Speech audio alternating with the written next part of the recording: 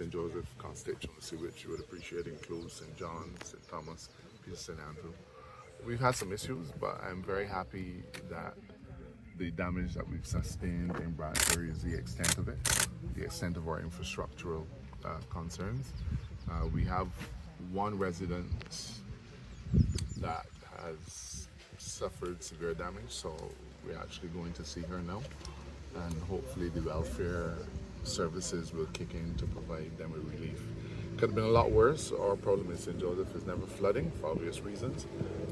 But when we get heavy rains like this, the potential for slippage and so on becomes a great concern. The Tempe area is also one that has worsened, but the work at Tempe actually started about 2 weeks ago. So these heavy rains will serve to delay some of these projects.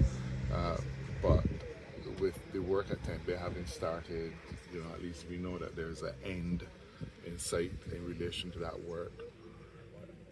We could have fared a lot worse, so I'm very happy that we are still in a position where we don't add on the already fairly difficult circumstances that my constituents have to face. On the bright side, Airy Hill bottom is coming along very nicely. Many of these projects, I think people make the assumption that you can come in and use a little bulldozer and get them sorted out in a matter of days or weeks, when in truth, in fact, they require many millions of dollars and significant design and major heavy equipment and gabions and technical work being done. Lane Bridge was supposed to be finished long ago, but when that was being worked on, they realized the design wouldn't work. They had to go back to the drawing board. Same thing for Airy Hill Bottom. Work is currently going on in the Melvin Hill area. So I see an end in sight, and I'm very optimistic that within a year or so we will begin to see a different look for St. Joseph. Already Horse Hill has been virtually repaved. Y'all would have come over it. I think it's a different Horse Hill to what we had. We've done other areas, Phillips Road and so on.